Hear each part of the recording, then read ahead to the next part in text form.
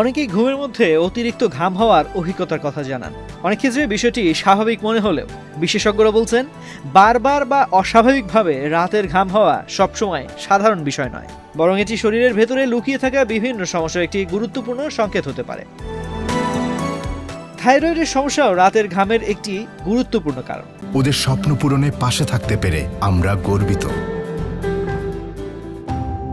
বিশেষ করে হাইপোথাইরয়েডিজমে শরীরের বিপাকীয় হার বেড়ে যায়, যার ফলে তাপমাত্রা বৃদ্ধি পায় এবং অতিরিক্ত ঘাম দেখা দেয়।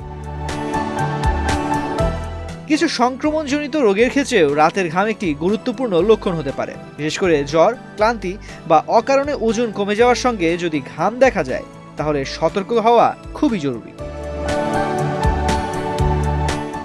যক্ষ্মা, ভাইরাল কিংবা ব্যাকটেরিয়াল সংক্রমণের ক্ষেত্রে শরীরের রোগ প্রতিরোধ ব্যবস্থা সক্রিয় হয়ে ওঠে, যার ফলে তাপমাত্রা বাড়ে এবং রাতে ঘাম হতে পারে। এমন লক্ষণ দেখা দিলে দ্রুত চিকিৎসকের পরামর্শ নেওয়া প্রয়োজন। শুধু শারীরিক কারণই নয়, মানসিক স্বাস্থ্য রাতের ঘামের সঙ্গে জড়িত। বিশেষজ্ঞরা বলছেন, ঘুমের সময়ও স্নায়ুতন্ত্র সক্রিয় থাকে, ফলে মানসিক চাপ, উদ্বেগ বা আতঙ্ক থাকলে তা শরীরে প্রভাব ফেলে।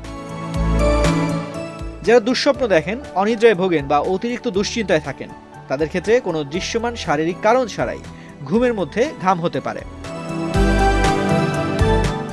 দীর্ঘদিন মানসিক চাপ থাকলে শরীরে কর্টিসল হরমোনের মাত্রা বাড়ে, যা তাপমাত্রা নিয়ন্ত্রণে সমস্যা তৈরি করতে পারে। রাতের ঘামের আরেকটি গুরুত্বপূর্ণ কারণ হতে পারে রক্তে শর্করার মাত্রা কমে যাওয়া, যা হাইপোগ্লাইসেমিয়া নামে পরিচিত।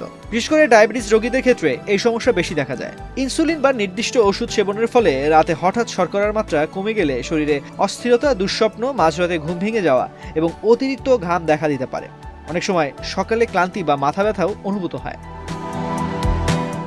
বিশেষজ্ঞরা বলছেন, মাঝে মধ্যে ঘাম হওয়া স্বাভাবিক হলেও যদি নিয়মিত বা অতিরিক্ত ঘাম হয়, তাহলে সেটিকে গুরুত্ব দেওয়া উচিত।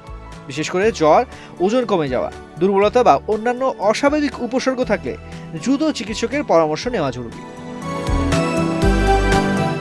তো আজ এ পর্যন্তই। স্বাস্থ্য বিষয়ক এমন নানা পরামর্শ পেতে বাংলাদেশ প্রতিদিনের সাথেই থাকুন।